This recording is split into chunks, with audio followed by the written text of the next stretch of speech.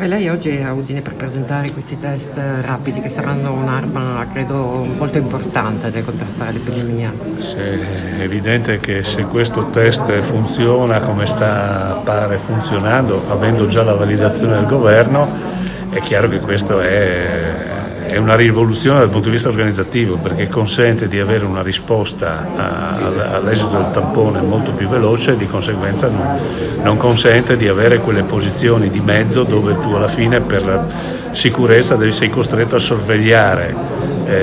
delle persone, quindi a metterle in isolamento in attesa del test molecolare che invece ha alcune ore, quindi è sicuramente una cosa molto importante. Ci pare che stia funzionando,